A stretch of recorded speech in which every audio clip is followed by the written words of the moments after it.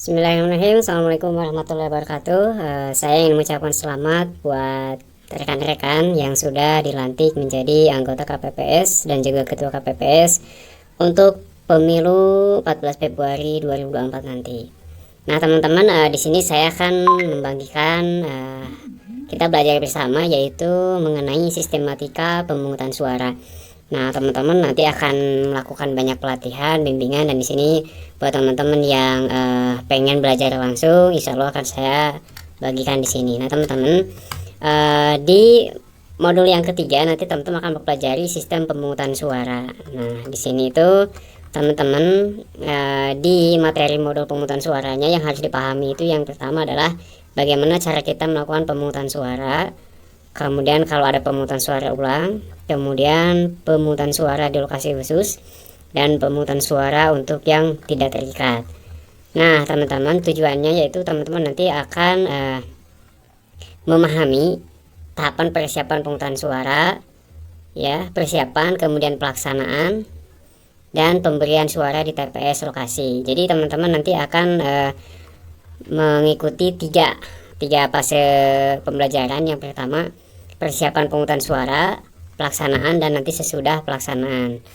Nah, di sini teman-teman boleh melakukan melihat tahapannya itu seperti ini. Nah, ini teman-teman tahapan rapat pemungutan suara. Nanti persiapannya teman-teman sebelum pemungutan suara pada tanggal 14 Februari dimulai, teman-teman dari tanggal 26 besok berarti ya, sampai dengan tanggal 13 Februari, yang pertama teman-teman harus melakukan musyawarah, menentukan pembagian tugas ya, siapa yang menjadi ketua, siapa yang menjadi anggota. Kemudian nanti melihat berkas DPT, teman-teman nanti melihat mencermati DPT, daftar pemilih tetap yang ada di berkas yang sudah diberikan, teman-teman. Kemudian nanti pemberitahuan hari pemungutan suara, ini membuat pengumuman ya berupa poster ataupun juga banner. Kemudian penerimaan kelengkapan pemungutan suara, nanti teman-teman akan menerima apa saja kelengkapan untuk pemungutan suara. Kemudian nanti penyiapan TPS, ini adalah yang terakhir, biasanya tanggal 13 sampai tanggal 13 Februari. Nah, kemudian nanti pelaksanaan pemungutan suara itu teman-teman tanggal 14 Februari, persiapan terakhir, kemudian pelaksanaan pemungutan suara. Kemudian untuk di lokasi, ini di lokasi khusus, dan ini kalau yang terikat. Jadi teman-teman fokus aja di sini di tanggal 26 sampai 15 dan tanggal 14 Februari. Nah, kemudian teman-teman harus memahami tugas KPPS pada saat persiapan. Ya, maksudnya itu sebelum hari H pemungutan suara. Nah, yang pertama tugasnya itu teman-teman mencermati DPT, daftar pemilih. Kan ini nanti ada berkasnya. Teman-teman lihat apakah DPT ada yang telah meninggal, ada pemilih yang telah pindah, pemilih yang keluar negeri, pemilih yang beralih status menjadi anggota Polri, contohnya ini ya. Ini teman-teman cek aja. Ini kan sesuai dengan TPS ya. Jadi pasti teman-teman sudah tahu di daerah teman-teman di TPS-nya nanti bersama anggota KPPS teman-teman silahkan mencermati. Nah, kalau ada ini bisa nanti dilakukan perubahan gitu teman-teman, maksudnya itu dilaporkan langsung ke PPS, harus diapakan gitu DPT-nya, apakah yang meninggal ini bisa diganti atau nanti pas ketika pemberian formulir C-nya untuk itu bisa dikembalikan. Nah, kemudian teman-teman harus mengetahui juga pemberitahuan hari pemungutan suara. Ini kan nanti akan menyampaikan formulir C pemberitahuan ya untuk setiap DPT. Teman-teman silahkan ini nanti dimusyawarahkan dengan ketua, dibagikan tugasnya. Nah, kemudian nanti teman-teman setelah biasanya kalau untuk kelengkapan pemungutan suara seperti penerimaan, formulir C, kelengkapan pemungutan suara, dukungan lainnya. Nah, ini biasanya teman-teman nanti berkoordinasi dengan pengawas TPS. Nah, KPPS dilarang membuka kotak suara. Ya, kotak suara itu hanya bisa dibuka tanggal 14 Februari gitu ya. Nah, kemudian yang langkah terakhir yang harus teman-teman lakukan nanti adalah penyiapan TPS. Nah, ini teman-teman ya, penyiapan lokasi TPS, sarana dan prasarananya apa saja ya, meja, kursi. Nah, ini sudah saya bahas di video sebelumnya, bagaimana cara kita membuat TPS, teman-teman cek aja. Jadi ini ya teman-teman tugasnya itu sebelum pelaksanaan pemungutan suara. Nah, kemudian teman-teman selanjutnya tugas KPPS pada persiapan terakhir. Nah, rapat pemungutan suara. Nah, di sini teman-teman bisa dibaca aja ya. Ini mah pada saat persiapan sebelum pemungutan suara itu dilakukan. Nah, di sini sudah ada banyak simulasinya, teman-teman ya. Bisa dicek aja, dipelajari, dan kalau lebih jelasnya itu teman-teman harus melihat simulasinya. Nanti sini teman-teman bisa dibaca aja. Yang paling lambat itu datang ketika ke TPS itu jam 6, teman-teman ya. Jadi setengah 7 kita sudah mulai melakukan sumpah untuk anggota KPPS dan ketuanya. Nah, kemudian ini yang paling intinya ya teman-teman. Ketua KPPS dibantu oleh KPPS untuk memberikan salinan DPT DPTB kepada saksi dan pengawas TPS. Nah, ini teman-teman nanti salinan DPT DPTB ini harus ada ya. Nanti harus diberikan kepada saksi dan pengawas TPS. Gimana kalau saksinya banyak ya? Wah, nanya kudu dikasih gitu kan. Kalau untuk pengawas itu cuma satu aja. Nah, ini biasanya difotokopi dulu teman-teman ya. Kalau dikasih PPS-nya cuma satu DPT, berarti teman-teman silahkan fotokopi dulu untuk salinan DPT DPTB-nya. Nanti dikasihkan ke saksi seperti itu. Nah, kemudian nanti tugas KPPS dalam rapat pemungutan suara. Nah, di sini ya rapat dulu teman-teman, setengah 7 itu rapat dulu.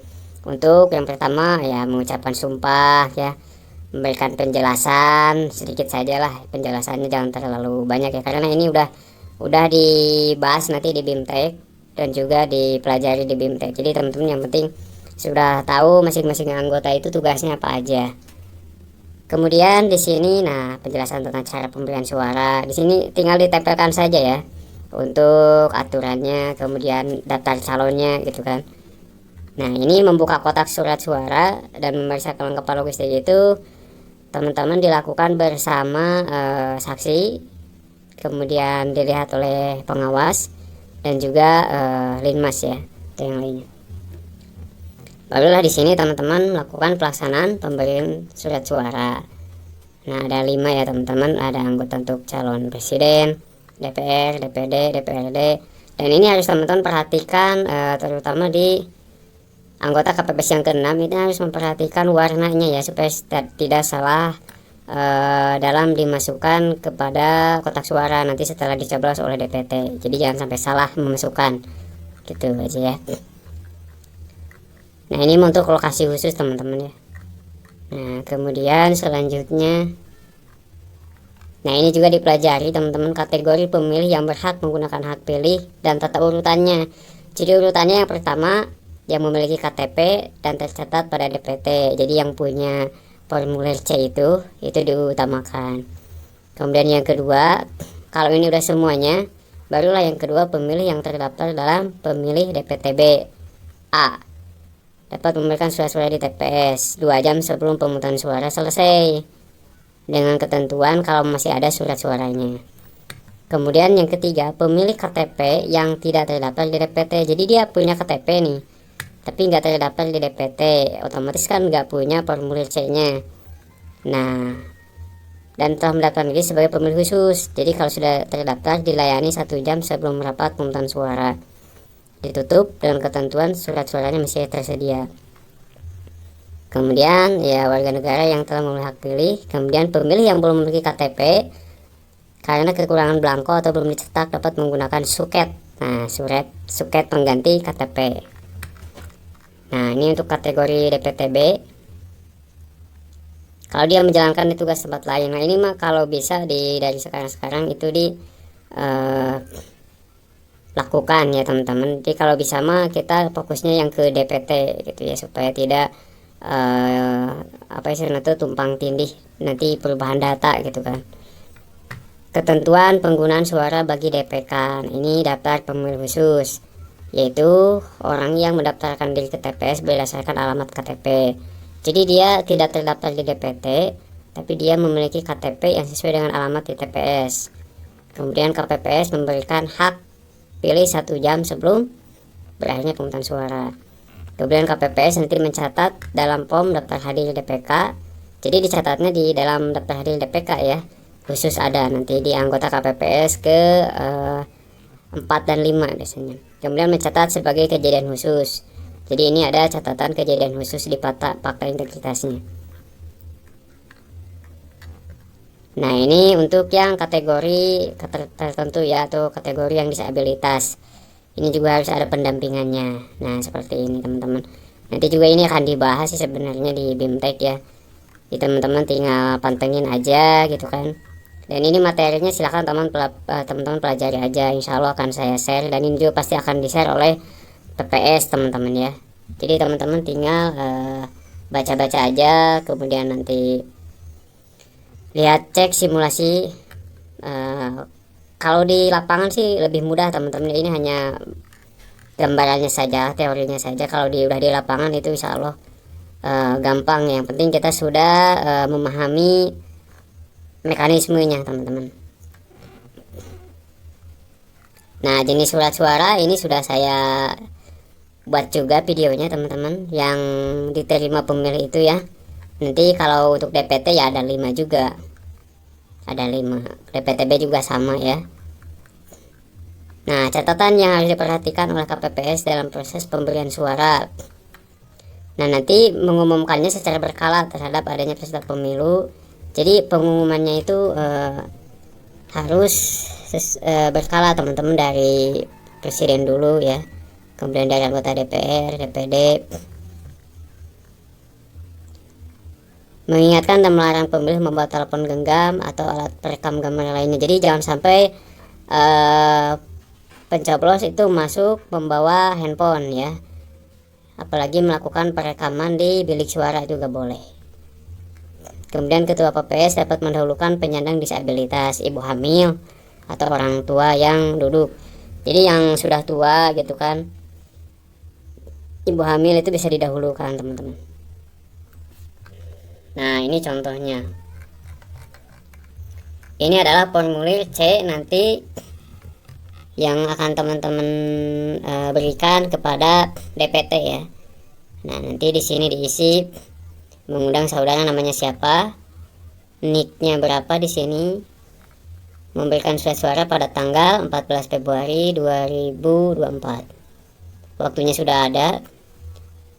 Saran waktu kehadiran pemilih. Nah, sarannya waktunya di sini boleh hadir jam berapa? Contohnya jam 8 gitu kan, sampai dengan jam 12. Alamat TPS ya, di TPS-nya di mana nih? Di Kampung Nagrek. Ini bukan alamat DPT ya pemilih, tapi alamat TPS-nya, tempat pemungutan suaranya. Nomor tempat pemungutan suaranya berarti nomor TPS-nya berapa? 1 contohnya ya. Kemudian di sini nanti di tangan ketua, udah ini dikasihkan. Nah, nanti jadi pas ketika di bawah itu, maka ini yang akan nanti ditanda tangan gitu kan. Nah, ini juga diisi seperti ini. Kemudian nanti ini digunting. Nah, gitu ya, di contohnya. Jadi ada 2 ya. Nomor DPT-nya nomor berapa di sini, tulis aja. Nah, ini adalah contoh formulir model C pemberitahuan KPU ya, teman-teman. Kemudian di sini surat pernyataan pendamping pemilih. Ini kalau ada pemilih yang disabilitas teman-teman ya, tidak harus didampingi. Nah, ini boleh nanti masuk pakai surat ini. Tapi kalau nggak ada, biasanya yang tua-tua juga masih bisa ikut tanpa didampingi ya, gak apa-apa. Ini mah hanya opsi aja teman-teman, kalau ada yang harus didampingi ketika melakukan pemilihan atau pencoblosan. Nah, ini contoh formulir C hasilnya teman-teman. Nah, ya sama aja ya, sudah banyak dipelajari juga. Ini nanti akan dijelaskan oleh PPS teman-teman. Nah, ini kalau ada kejadian khusus kayak tadi ya. Nah, di sini catat aja nomor TPS berapa kalau ada kejadian khusus. Contohnya ini kejadian khusus atau keberatan saksi KPU gitu kan. Tapi kalau nggak ada, ini diisi aja nihil, contohnya kosong, dicoret aja gak apa-apa. Ini diisi, ini dicoret nanti kalau nggak ada kejadian khusus teman-teman ya. Kemudian ini untuk pemungutan suara ulang, yang mudah-mudahan tidak ada pemungutan suara ulang ya. Mudah-mudahan teman-teman menjalankan anggota KPPS ini berjalan lancar, dan juga tidak ada halungan ya, dan bisa bekerja sama dengan saksi, kemudian dengan pengawas TPS, karena kalau ada anggota yang sudah berpengalaman nanti akan lebih mudah lagi teman-teman ya. Tapi kalau teman-teman fresh graduate dalam satu tim, tujuhnya masih pemula gitu ya, maka itu harus banyak lakukan bimbingan teknis ya, seperti itu ya. Itu aja teman-teman, karena ini kalau menurut saya tinggal dibaca-baca aja, karena yang paling utama itu adalah pemungutan suara pada serentak pada saat tanggal 14 Februarinya. Itu yang harus pelajari, dipahami mekanismenya. Oke teman-teman, itu saja yang bisa saya sampaikan mengenai sistematika pemungutan suara pada pemilu 2024. Semoga bermanfaat teman-teman. Ini bisa teman-teman nanti dapatkan informasinya, filenya di PPS ya teman-teman, tinggal nanti minta aja. Biasanya disertai pas ketika BIMTEK teman-teman. Di sini saya hanya memberikan BIMTEK secara online ya. Kalau toh teman-teman gak sempat mengikuti bimbingan teknis di lapangan atau di tempat, teman-teman bisa cari-cari aja informasinya di YouTube, karena insya Allah itu juga akan memberikan informasi yang bermanfaat tentunya, yang sesuai dengan kebutuhan kita sebagai seorang anggota KPPS. Terima kasih, semoga bermanfaat. Jangan lupa bantu like, comment, dan subscribe. Assalamualaikum warahmatullahi wabarakatuh.